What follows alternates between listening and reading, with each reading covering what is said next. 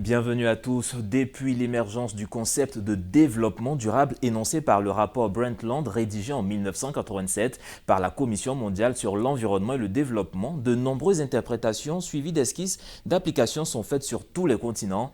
En Afrique, comment le développement durable est-il perçu? L'Afrique pourra-t-elle concilier croissance et enjeux sociaux et économiques? On en parle aujourd'hui avec M. Teki Valère. Il est le directeur de l'organisation Green Project Africa. Merci d'être avec nous, M. Teki. Merci, monsieur. Alors, l'Afrique essaie d'accélérer sa croissance industrielle et économique et c'est à cette période que les voix s'élèvent de plus en plus pour parler de protection de l'environnement, de respect de certains principes.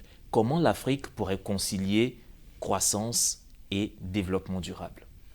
Alors, pour comprendre le thème de développement durable, vous faites si bien de mentionner le rapport Brundtland. C'est en 1987 qu'a été développé ce concept. Alors, le développement durable nécessite que, aujourd'hui, notre développement, notre approche de développement, en fait, soit plus responsable. Et pour cela, il faut qu'on tienne compte c'est vrai, de l'économie, mais aussi de l'environnement, de l'écologie, et de tout ce qui est équité sociale et qui l'entoure. Et on arrive au développement durable, au sujet, il y a ce concept-là, parce qu'effectivement, il y a beaucoup de choses qui ne vont pas. Et comment est-ce que ça a commencé? Nous étions dans une économie, et nous sommes toujours dans une économie libérale. Et ça a commencé, la genèse, commençait avec la fondation même, le fondement de l'économie néolibérale avec Adam Smith, et ensuite développé avec ceux qui l'ont suivi, Friedrich von Hayek, Milton Friedman. Et donc, cette économie-là a priorisé en fait le gain. Voilà, l'accumulation par l'accumulation au détriment de l'environnement, au détriment de la justice sociale et au détriment de bien d'autres considérations. Et donc, à un moment donné, on se trouve face à un mur. On se le doit certes, mais en retour, on a tous les revers, on a tous les travers qui sont la pollution atmosphérique, qui sont le réchauffement climatique et bien d'autres. Et justement, quand on sait par exemple que l'Afrique est un continent fortement agricole, comment est-ce que l'agriculture africaine pourra se développer si elle ne passe pas par l'industrialisation, la modernisation, tous ces engrais chimiques, si on doit parler de développement durable?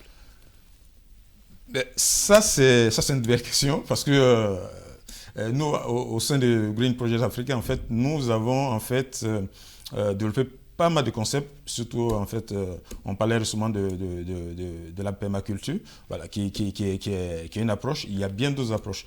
Mais pour vous dire en fait, si vous voulez, le développement durable, c'est un que ça. Alors, on ne va pas sacrifier, on ne va pas dire, bon, on va arrêter l'industrialisation, on va couper les usines, et tout ça. En fait, il faut trouver le bon arrangement, en fait, au niveau économique, au niveau écologique, et puis au niveau, en fait, des populations, en fait, qui génèrent cette économie-là, pour que tout soit cohérent. Spécifiquement, aujourd'hui, si vous voulez, la plupart des pays africains, en fait, dépendent de l'agriculture. Le cas de la Côte d'Ivoire, on connaît tous que ce pays est basé sur le café cacao, mais en même temps, l'exploitation de ce café cacao, en fait, détruit cette forêt-là. Cette forêt qui, justement, génère, en fait, ce profit qui est réalisé grâce au café cacao. Et selon le rapport de la BALT que nous avons en notre possession, c'est qu'aujourd'hui, depuis 1960, en 60, nous étions autour de 34-35% de couverture forestière. Aujourd'hui, nous sommes pratiquement à 11%. Et donc, au fil des années, ça se dégrade. Et si donc, il n'y a pas cette préservation de la forêt, il n'y a plus cette agriculture durable. Donc, en fait, les deux vont de pair. Il faut préserver l'agriculture, il faut préserver la terre, il faut préserver les ressources pour arriver à cette agriculture durable. Et vous parlez des problèmes de l'engrais. On a vu aujourd'hui qu'on peut bien produire avec les nouvelles technologies bio.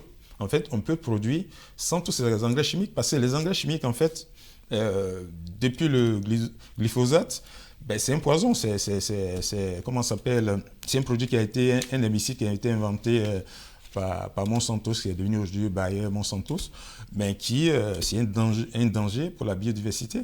Et depuis, les gens utilisent des engrais chimiques et détruisent le sol, détruisent la biodiversité. On ne peut pas continuer sur ce schéma-là. Nous disons qu'il faut revenir à des méthodes plus respectueuses de l'environnement et qui ne sont pas incompatibles avec le progrès économique, avec l'industrialisation. Non, au contraire, il est prouvé même que, selon certains expériences qu'on a montré, que l'agriculture biologique produit plus que l'agriculture dit conventionnelle avec beaucoup d'engrais chimiques et tout. Donc aujourd'hui, c'est une chance pour l'Afrique de revenir à ses vraies valeurs. Surtout que depuis très longtemps, l'Afrique a été préservée de tous ces engrais chimiques. Et c'est un phénomène qui est arrivé aussi avec les indépendances. Sinon, avant, les parents utilisaient quand même tout ce qui était engrais bio, des composts, etc. Donc il faut revenir à cette mode de production. Il faut aussi, c'est une question philosophique, parce que c'est pour ça que quand j'ai commencé mon exposé par le capitalisme, en fait, c'est une question philosophique parce que c'est la philosophie du capitalisme qui nous pousse à surconsommer. Sinon, on n'en a pas besoin, en fait. On produit beaucoup plus. Et pendant qu'on produit beaucoup plus, quelque part dans le monde, il y a un enfant qui meurt de faim toutes les minutes. Et ça, il faut que ça s'arrête. Il faut revenir à un mode de consommation plus responsable. Et justement, vous, au niveau de Green Project Africa, quels sont vos grands défis? Quelles sont vos actions? Qu'est-ce que vous menez pour aller dans le sens de ce développement durable? Alors, Green Project Africa, nous accompagnons les projets. Voilà, nous accompagnons les projets qui vont dans le sens de la préservation de l'environnement, qui vont dans le sens de l'agroécologie. Nous ne sommes pas des défenseurs des engrais chimiques, nous ne sommes pas des défenseurs de Monsanto et compagnie, au contraire, nous les combattons. Mais nous voulons en fait une politique agricole plus responsable, plus respectueuse de l'environnement. Et c'est possible. Voilà. Le problème, nous sommes en fait aujourd'hui envahis par une idéologie de l'engrais chimique, par une idéologie du profit, de telle sorte qu'on entend moins la voix en fait, des producteurs qui utilisent de l'engrais bio ou du compost et qui sont tout aussi efficaces. Donc nous accompagnons bien cela. Et en fait, c'est même une question de santé publique, parce que la petite enquête que nous avons réalisée, là, dans le cas d'Ivoirien, autour, par exemple, du Kazantois Bima, que vous connaissez, vers Port-Boué, et puis dans la région de Vitré, autour d'Abidjan, là, la plupart des maraîchers utilisent des engrais dangereux pour les maraîchers, des produits comme la tomate, comme la salade, et c'est super cancérigène, ça tue des gens, et ça crée des maladies. Et on continue de le faire, alors qu'on n'en a pas besoin. Nous, notre rôle, c'est vraiment l'éducation. Il y a un côté sensibilisation de l'éducation. En fait, on n'a pas besoin de tout ça. C'est une idéologie qu'il faut abandonner. Voilà. Parce que en produisant, c'est vrai, on gagne de l'argent, mais derrière, on tue des gens. Voilà. Justement, cela me ramène à ma question. Comment concilier la croissance et le développement socio-économique? Est-ce que vous êtes sûr, par exemple, que l'Afrique regorge de beaucoup de compost, d'engrais bio pour permettre cette extension, cette expansion de l'agriculture? Alors, au niveau de la croissance, notre idée est simple. C'est pour ça que je parlais tout à l'heure d'un point de vue philosophique, d'un point de vue de vie, en fait. Est-ce que nous voulons une croissance sauvage, excusez-moi du terme, un peu voilà, comme les grands pays développés, les États-Unis et tout, où le plus fort rase tout, voilà, et puis c'est une croissance infinie, on détruit l'environnement, on pollue la planète, et puis bon, on construit des grands empires. Est-ce que c'est ce qu'on veut? Ou alors, on veut une croissance responsable, bon, pas forcément de grands empires industriels, mais une croissance où l'homme au centre, l'humain au centre. Même si on ne fait pas des milliards de chiffres de dollars, mais au moins, on aura mangé, on sera en bonne santé et on va continuer à vivre. Voilà, c'est un paradigme. En fait, c'est un choix qu'il faut faire. Voilà. Et c'est le gouvernant qui doit faire ce choix-là. Voilà. Et justement, est-ce que vous êtes entendu par le gouvernant? Notre souhait, sans faire la politique, c'est qu'ils suivent en fait, ils suivent ce que les ONG, il n'y a pas que nous, il y a bien d'autres, Greenpeace, tous ces ONG qui se battent et tout ça, pour une consommation plus responsable. Notre souhait, c'est d'arriver à cette mode de production responsable. Le capitalisme, tel qu'il a été lancé là, il faut qu'il stoppe. Voilà, il faut qu'on remette l'homme à la place. Et que le profit, c'est vrai C'est bien de faire le profit. Mais le profit au détriment de quoi? Le profit pour créer de la misère derrière? Le profit pour que peut-être 5% de la population mondiale en bénéficie, pour que 95% vivent dans la pauvreté? Non.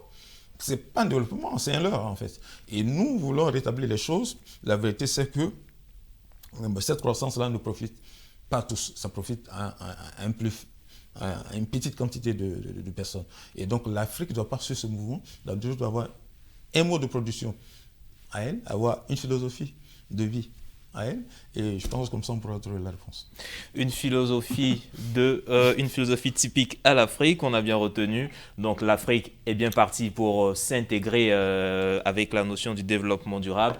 Merci encore, Monsieur Teki Valère. Je rappelle que vous êtes le directeur exécutif de l'ONG Green Project Africa. Et avec vous, nous avons parlé du développement durable au niveau de l'Afrique. Développement durable, croissance économique. Est-ce que cela est possible en Afrique? Vous venez de donner quelques éléments de réponse. Merci à vous, très chers téléspectateurs. Agréable suite au programme sur nos antennes.